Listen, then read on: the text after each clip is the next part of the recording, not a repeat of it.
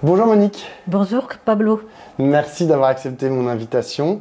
Monique, tu es sociologue, on te connaît bien à Regard et globalement le peuple de gauche, comme on dit, te lit souvent avec énormément de plaisir et d'intérêt. Avec ton mari, tu as mené des travaux très importants sur la bourgeoisie. Là, tu le prolonges avec un livre que tu viens de sortir aux éditions Textuelles. Ça s'appelle « Les riches contre la planète, violence oligarchique et chaos climatique ». C'est très intéressant.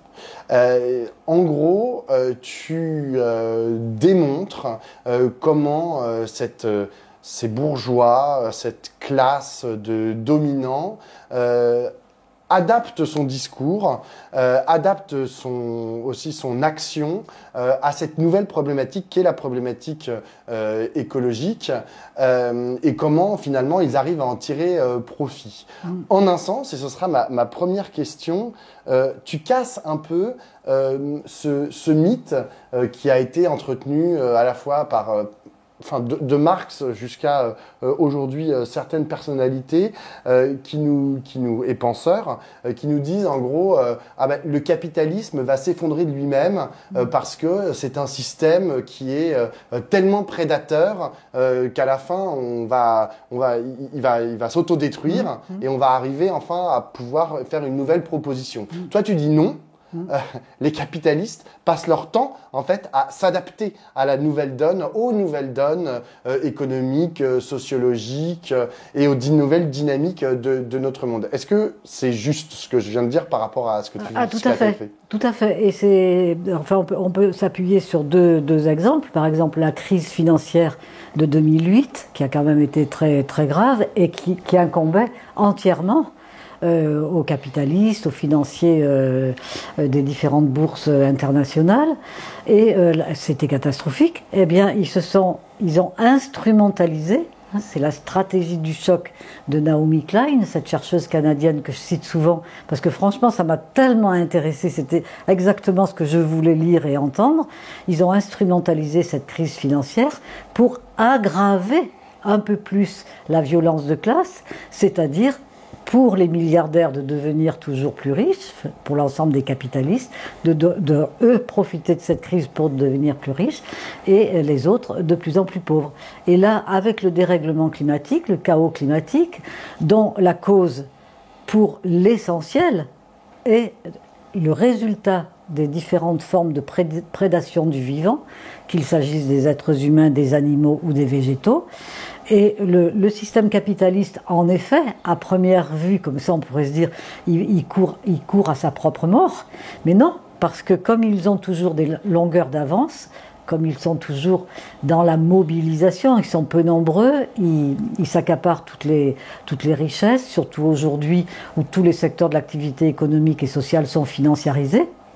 Du coup, ils contrôlent tout, ils sont riches à souhait, et donc du coup, ils peuvent transformer les problèmes liés à leur course effrénée à toujours plus de profit aux dépens de nos vies à nous, pour rebondir même face à la catastrophe climatique.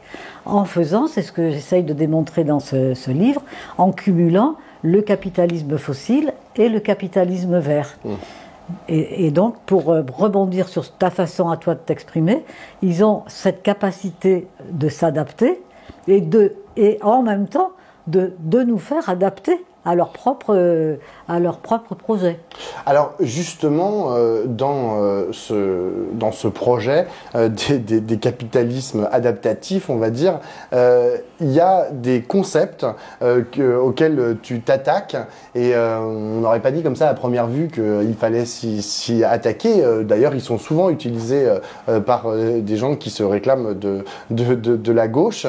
C'est par exemple le terme de transition écologique ou de développement durable. Toi, tu t'attaches à déconstruire ces concepts et à expliquer à quel point, en fait, ils sont reliés à ce projet capitaliste. Voilà, c'est ça. C'est-à-dire que le rôle de la sociologie, c'est précisément, justement, de dévoiler ce qui est caché Et c'est d'ailleurs pour ça que notre travail a de la visibilité, parce qu'il y a très peu de chercheurs qui se sont vraiment attachés sur la longue durée à chercher à dévoiler tous les secrets fiscaux, bancaires, d'affaires, enfin tous les secrets qui se passent dans les beaux quartiers, dans les cercles, dans les rallyes, dans toutes les instances, Bilderberg, la trilatérale, enfin Davos et compagnie.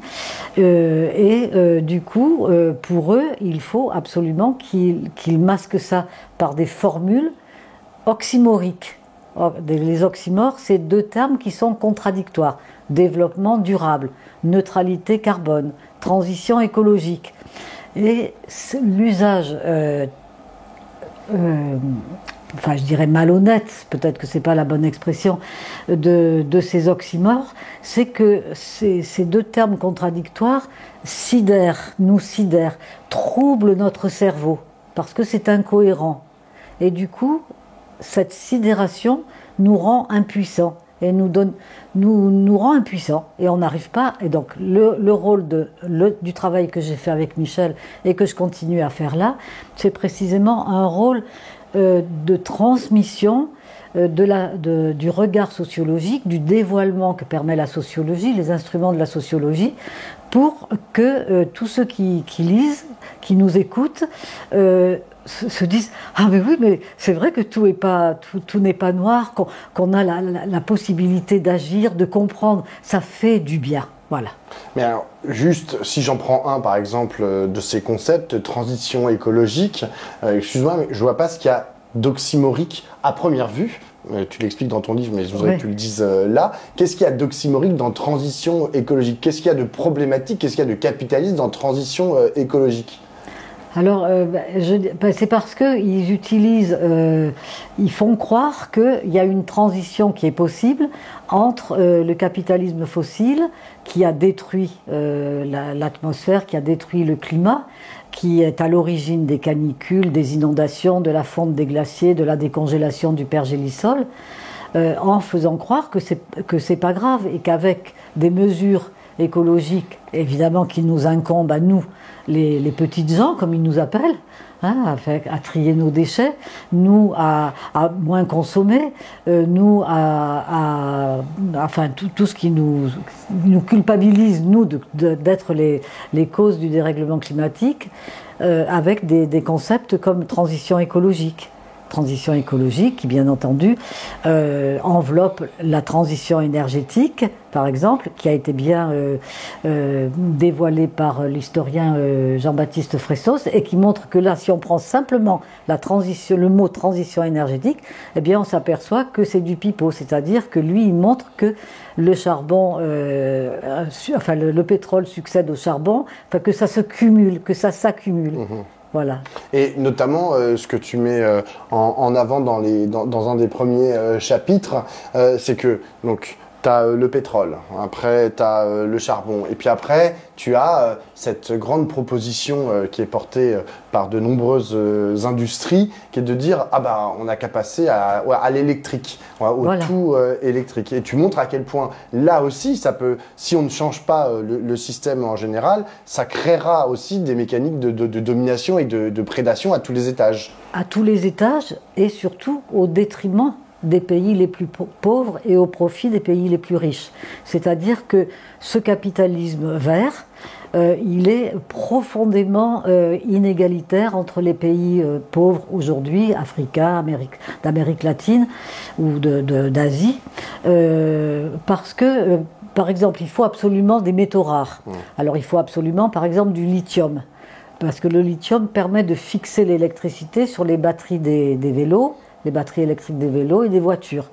Donc le lithium étant un métal rare, on va le trouver. Alors là, il y a une mine qui va s'ouvrir dans l'Allier, qui pose des problèmes, et où on retrouve évidemment des gens de l'oligarchie, Patrick Cron, polytechnicien et du corps des mines, qui est président précisément de la société Imerys, qui est à l'origine de l'ouverture de cette mine. Et puis voilà, donc l'oligarchie est toujours présente là où il faut pour être toujours dans cette accumulation des différentes formes d'énergie. Et derrière le renouvelable, c'est pas vrai. Ça va détruire. C'est extractiviste aussi parce qu'il faut ces métaux rares. Et on est en plein dedans avec Donald Trump, qui là veut prendre des métaux rares, des terres rares à l'Ukraine, veut s'accaparer le Groenland parce que là il y a beaucoup justement de tous ces métaux qui sont si précieux pour passer à plus d'électricité, donc une énergie moins polluante que le charbon ou le pétrole. Et du coup, comme ça se cumule, la quantité des émissions de CO2 ne fait qu'augmenter. Toi qui connais bien ces riches dont tu parles souvent et sur lesquels tu réfléchis énormément, est-ce que tu dirais qu'ils n'ont pas conscience du fait de leur richesse et la façon dont ils utilisent leur richesse? Dans le livre, par exemple, tu reviens sur ces questions des jets privés, en fait, qu'ils continuent à utiliser en veux-tu, en voilà, mais aussi leur pouvoir, notamment leur pouvoir politique. Est-ce qu'ils n'ont pas conscience qu'ils sont en train de faire courir le monde à leur perte? C'est-à-dire que c'est difficile de répondre à cette question parce qu'ils sont toujours entre eux. Ils sont entre eux dans le moment présent, là à l'heure qu'il est, là on est tous les deux l'un face à l'autre, et il se passe plein de choses dans les cercles, il se passe plein de choses dans les think tanks, auprès des lobbyistes, il se passe plein de choses dans du social institué, dans des institutions en veux-tu, en voilà. Et du coup, ils habitent ensemble dans des quartiers spécifiques, les beaux quartiers. Et le fait d'être toujours ensemble fait qu'ils se construisent comme des êtres d'excellence. Ils ont, en 1997, avec le baron Ernest-Antoine Seillière de Laborde, ils ont inversé la lutte de classe avec la refondation sociale du président du MEDEF, donc ce fameux baron. Et ils se sont autoproclamés créateurs de richesses, créateurs d'emplois, et ils ont abandonné le terme de patron, ils ont transformé les ouvriers en coûts, en charges, en variables d'ajustement. Et du coup, ils se vivent comme des êtres supérieurs, et ce dans le temps long, puisque eux, ils sont riches et de richesse économique, mais aussi de richesse culturelle, de richesse sociale et de richesse symbolique, sur le temps long des dynasties familiales, celles de la bourgeoisie et de la noblesse qui ont désormais fusionné aujourd'hui, et puis ils se projettent évidemment, puisque pour faire partie de cette classe, c'est eux qui, par un système de cooptation, décident qui en fait partie et qui n'en fait pas partie. C'est précisément la capacité de transmettre des patrimoines aux générations suivantes, afin que jamais rien ne ruisselle auprès des classes moyennes et des classes populaires. Mais quand bien même, ces riches-là qui vivent dans ce qu'on peut appeler une bulle, oui.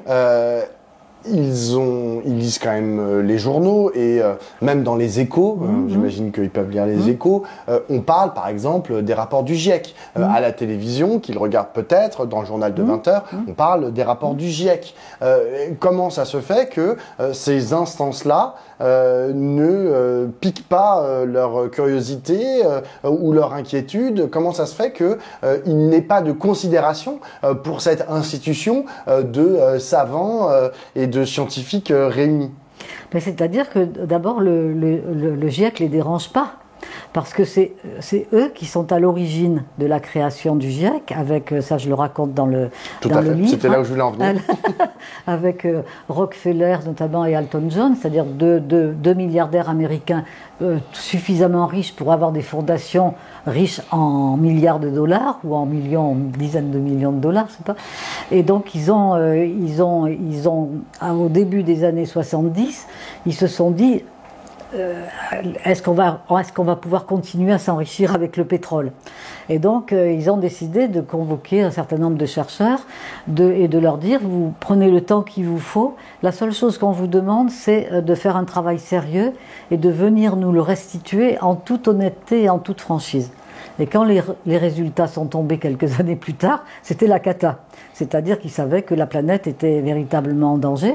Donc ils se sont dit, bon maintenant, il faut prendre le problème à bras-le-corps, comme toujours. Ils ont toujours des longueurs d'avance sur nous, et ils ont créé le GIEC, qui en réalité ne donne des résultats que dans la perspective de la poursuite du capitalisme. Et en plus, le GIEC, ça veut dire Groupement intergouvernemental des études sur le climat. Donc ce sont les gouvernements qui cooptent, qui choisissent les chercheurs. Donc c'est pas n'importe quel chercheur non plus, parce qu'il faut qu'ils soient OK pour travailler dans cette seule perspective. Tandis que moi, je me donne un exemple, mais c'est juste pour mettre un peu d'humanité dans les échanges avec les journalistes. Je dis, moi, si j'étais cooptée pour le GIEC, parce que je trouve que leur travail est très intéressant, ils donnent des résultats, mais ces résultats nous font peur, ils nous tétanisent, parce qu'ils ne sont que dans la perspective, on continue avec le capitalisme, donc on se dit on va dans le mur. Tandis qu'on pourrait ouvrir une autre voie, capitalisme ok, et nous on ouvre une autre voie, no capitalisme, c'est-à-dire les titres de propriété ne permettent plus de pouvoir prédater toutes les formes du vivant.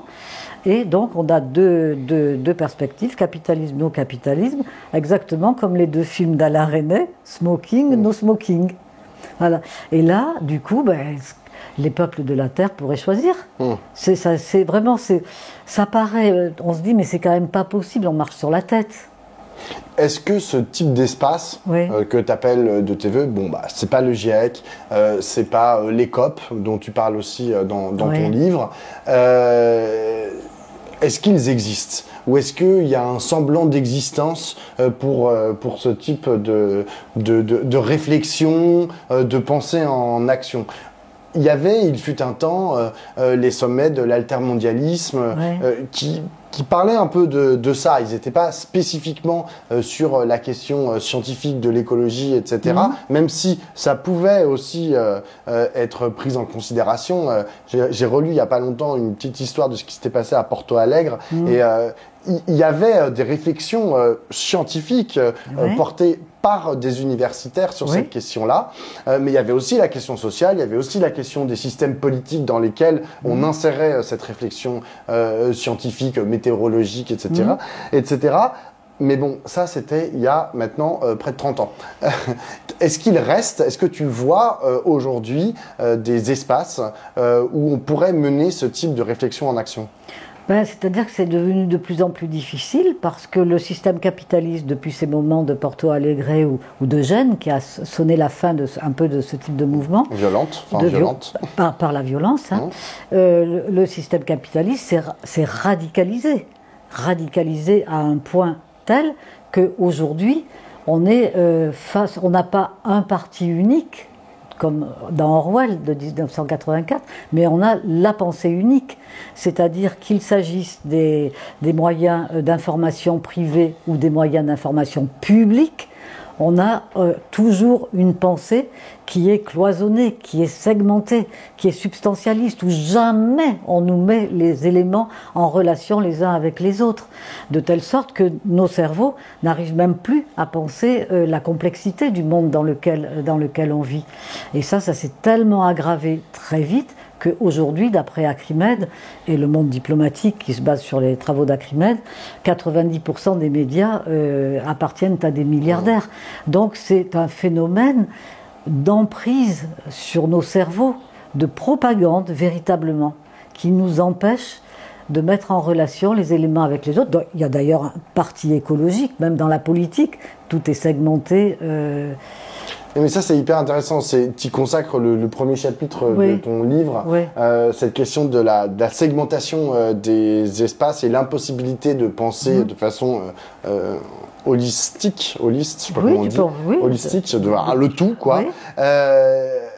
En même temps, c'est aussi, désolé, là je vais vous pointer du doigt, vous les scientifiques Oui. et les experts, notamment Oui. en sciences sociales, vous aussi, vous êtes ultra spécialisés, genre vous aussi, lorsque vous produisez un bouquin, une étude ou quoi que ce soit, ça porte sur un micro espace hyper délimité, un petit périmètre. Et moi, en tant que journaliste, lorsque je vais interviewer quelqu'un sur une question, il est genre la première peur de cet universitaire ou de Oui, ce oui. sociologue ou je sais pas quoi, ou de ce philosophe, c'est qu'on sorte de son champ strict d'études.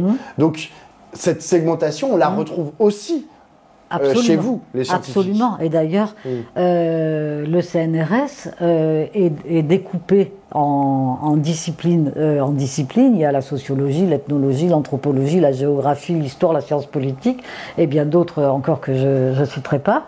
Et donc, si on veut travailler comme Michel et moi, nous l'avons fait, sur une classe sociale dans sa composition transversale à tous les secteurs des sciences sociales et tous les secteurs de l'activité économique et sociale par définition, c'est pas recevable. Hein, donc nous, rétrospectivement, on se disait avec Michel, mais c'est parce qu'on était deux, on était un couple solidaire, et dès qu'on peut parler à quelqu'un, tout de suite on devient beaucoup plus fort. Donc on a fait une forme de désobéissance institutionnelle, ça c'est sûr, d'une part embrassant très, très tôt l'ensemble des sciences sociales et humaines, et d'autre part en travaillant sur une classe sociale qui, en principe, n'a pas vocation à être soumis à l'investigation sociologique. Les dominants, vous n'avez pas beaucoup de chercheurs qui ont fait le travail qu'on a fait. On a été très favorisés par tout le travail théorique de Pierre Bourdieu pour faire ce travail, mais c'était quand même assez novateur, mais je pense que la vérité de notre histoire, c'est notre couple. J'ai une dernière question. Est-ce que c'est intéressant que tu parles de ton couple et de l'histoire de ton couple. Est-ce que tu dirais est-ce que tu as encore de l'espoir aujourd'hui? Est-ce que tu te dis, on est en 2025, le monde est tel qu'il est, tel que aussi tu t'attaches à le décrire, tel que tu t'attachais à le décrire aussi avec Michel. Comment est-ce que tu te dis, putain, c'est pire qu'en fait qu'il y a 30 ans, on est encore plus enfoncé dans la crise et dans, je reprends ton mot, le chaos qu'il y a 30 ans, et les espaces de résistance, voire les espaces qui permettent de dégager des horizons sont de plus en plus ténus. Je dirais que c'est pas parce que les choses sont difficiles que nous n'osons pas, c'est parce que nous n'osons pas qu'elles sont difficiles. Et donc, pour la première fois, dans ce livre, je me suis mise à réfléchir à... les capitalistes en prennent pour leur grade, hein, là, donc il n'y a pas de problème. Mais je me suis mise aussi à réfléchir à nous, à partir notamment du livre de Luc Boltanski et F. Cappiello, Le nouvel esprit du capitalisme, quand ils disent « ce n'est pas tant la crise du capitalisme qui est un problème que la crise de la critique du capitalisme ».